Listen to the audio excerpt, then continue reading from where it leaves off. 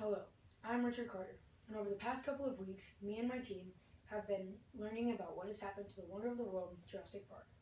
It all started with John Hammond, a billionaire full with ideas. Hammond founded the InGen Corporation, who started to clone dinosaurs. This led the dinosaur species to be brought back into the world nearly 65 million years after being extinct. Although Jurassic Park was destroyed, it still brought geneticists to think about what they will do in the future with this kind of technology. It has been nearly 5 years since the Jurassic Park was destroyed, and now we are here to find out about the operations that happened in the park from first-hand sources.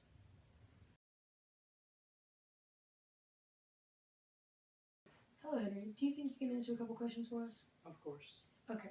First off, how did you bring back these dinosaurs?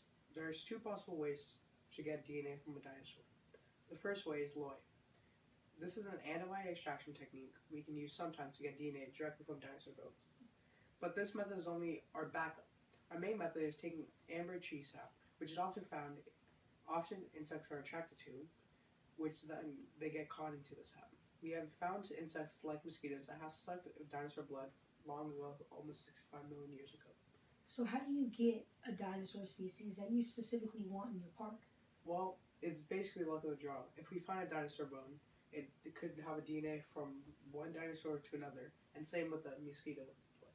Mm-hmm. So you'd say that more dinosaurs get bit than others? Yes, you could say Well, thanks so much for your time, Henry. that. It was my pleasure.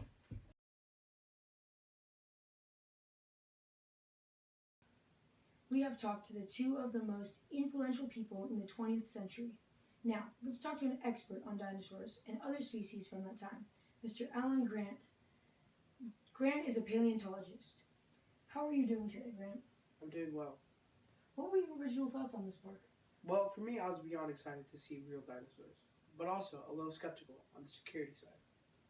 I could see how you'd think that. Speaking of security, it seems like you brought some weapons for us today. Yes. Do you mind telling us a little bit about these? So this is a 89 Glock. It's a tranquilizer gun, and it's not loaded. This was used to save Lex and Tim. Nice. How about this one?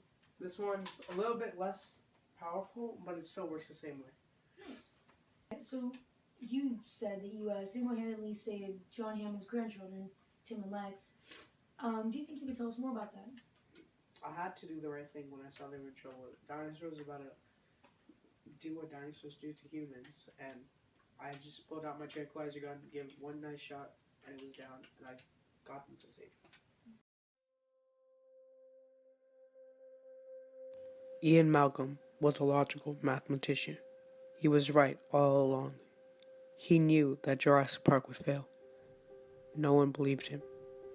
He died later in the hospital from a vicious T-Rex attack. He held on dear for his life, but just could not hold on any longer. He will be missed. Dennis Nerdy, a corrupt computer geek, he was trying to sell out dinosaur embryos.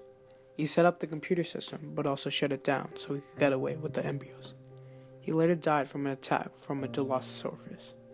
This creature spit poison into his eyes and ate him alive. He will be missed. Robert Muldoon, a brave game warden. He kept all people and dinosaurs safe. He wanted heavier weaponry at the park, but nobody would give it to him. Evidently, the wish they would have. He died from a horrifying velociraptor attack, trying to get the park back together. He will be missed. Ray Arnold, a brilliant engineer. He led all the survivors to safety by getting the power back on, even though Nerdy turned it off. He had used his smart thinking and quick knowledge to solve this problem. He died from a velociraptor attack when he turned the power back on. He will be missed.